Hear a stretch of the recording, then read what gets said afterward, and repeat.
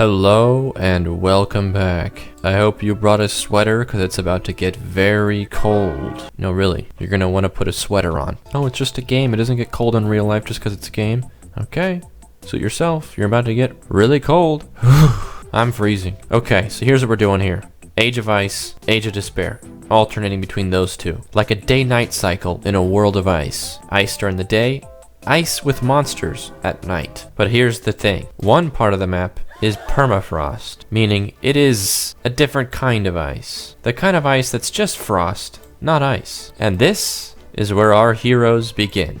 Rebellions are on. Disasters are on. Angry villagers are on. The survivors. With pride and pride. We'll see how that works out for you. Start them with a few more. This idea is from this person, and I liked it so much that we're doing it. So big thanks for this idea. Definitely inspired by the game Frostpunk. Let's go ahead and throw some materials around the edges for them to kind of gather. Almost forgot. I would place fruit bushes, but fruit bushes cannot grow on the ice, so food will be scarce. Now it's going to start off pretty slow here, because right now they're just getting started, getting set up. But eventually they're going to be branching out into the world. The world is covered in various biomes: jungle, mushroom, crystal. This island is enchanted over here. I do not expect them to get this far, but if they do, congratulations to them. I'll be very impressed. We got savanna over here, arcane sands, and some more crystal, some swamp along the water here. Or the ice, I should say. So they got options. They can expand. They can leave their little zone here, their slightly defrosted zone here. Instead of ice, it's frost. Is it much better? Not really. Our first village outside the zone looks like they're beginning to expand. It's all fun and games until the rebellions start, right? Good land is going to be kind of scarce.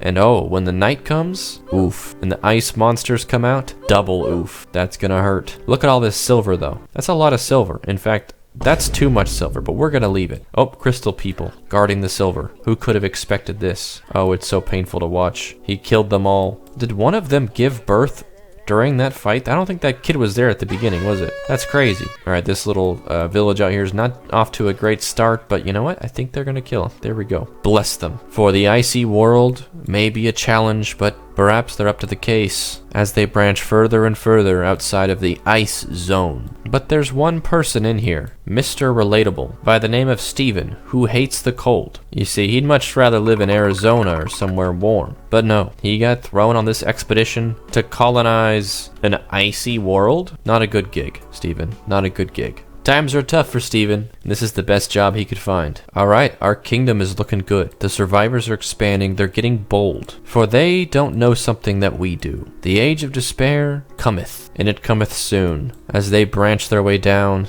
into the sandy parts of the frozen world. Actually, how does that even work? Can you imagine frozen sand? Sand and snow and ice? What a weird combo. Anyway, they're managing to make crops grow in sand and ice. And I think that's maybe the area that I underestimated them. I did not think that that was even possible, but here they go, growing crops in the sand and the ice. They've been chipping away at the silver supply and making silver outfits, making silver tools maybe, I don't know. Steven was hoping they'd put him on bakery duty because he was getting tired of getting frozen in a block of ice. He wanted to go make bread, the one profession around here that actually involves heat. But no, you gotta work up to that point. You gotta show that you're a hard worker. You gotta prove to them that you can handle the heat. Everyone's gotta earn their rations. Steven's no different. He's been at this for a long time. He's 47 years old now. He was born into the ice, raised by it, and now he's kind of forgotten what the warmth is even like. Wait, no, he never knew what it was like. He's only heard stories of the heat, and it's starting to feel like a fantasy to him. The kingdom spreads their wings further and further. Hope fills everyone's hearts, for no one's died to the cold in a long time. No one's died from starvation in years. They've really bested the environment. They've made it work. It's hardly even a challenge anymore. Oh boy, wait till they see the age of despair. 350 months worth of this. Things were about to change. For in the darkness came the cold ones, and they were hungry for one thing: you and everyone else, because you are unfortunately made out of meat, and they love meat. Actually, I don't know if that's true. They might just love killing. The despair falls upon them. The darkness scares Steven. He's never seen anything like this before, not in his 55 years of life, but he has one job and one job alone: to keep the food coming. He's heard stories about the monsters in the dark. He doesn't want to believe it, so he doesn't. Everyone on the farm, what do you think about all those monsters out there? You believe that? There's really ice creatures? And then Steven saw them for himself. One came right into town, and he banded together with some people to kill them. Not in all his years had Steven seen anything like this. People made of ice, freezing his friends, killing them right in front of him. He was mortified, so mortified that he built a tent and then wandered into the woods. The silence of nighttime was broken only by the yells and cries of people in the dark woods, being frozen, being attacked, being snuck up on by the cold ones. But people rebuilt. People made it work. People ate bananas.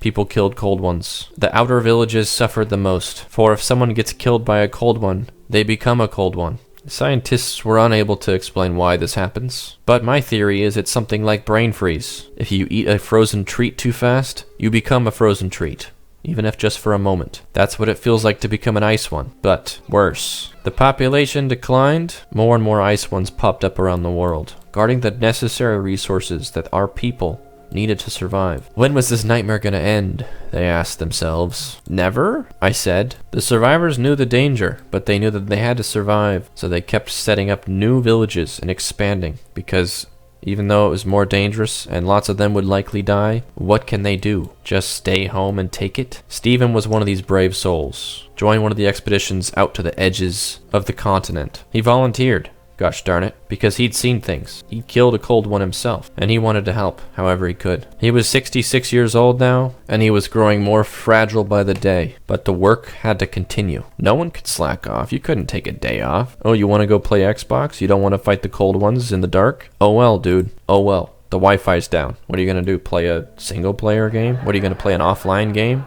Goober. Ain't no way. It had been about 20 years of this age of despair, and the people, they were doing okay. They were surviving. That's when Steven heard word that the capital was under attack by an organized group of cold ones. There were too many of them this time. It wasn't looking good for our people. His original farm he used to work at, destroyed, and the crops lost to the ice and the darkness. His old house that he used to hang out at, punched to a pile of rubble by ice monsters. His co-workers on the farm all taken out one by one. He never would have thought that heading to the outer edges of the world would have been the safer option. But was it? Because if their strongest camp can't survive a cold one invasion, what hope do they have? They have no walls, and they have wooden weapons. And sure, they're attractive as hell and smart as heck, but that's not going to stop the cold ones. And that's when it happened.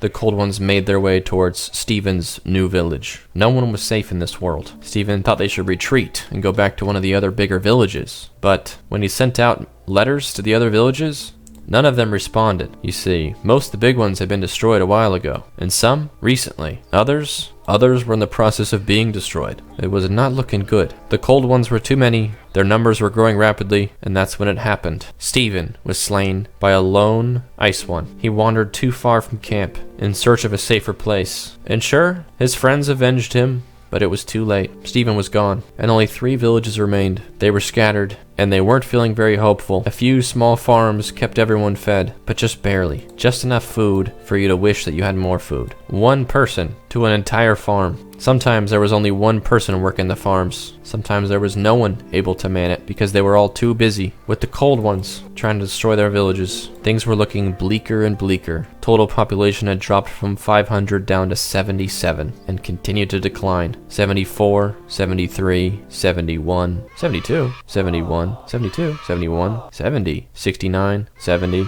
69, 70, 68. Just when it was almost over, 60 population left, the sun came out of the clouds. Bright, beautiful sun. The ice began to melt. The cold ones started to get a little toasty.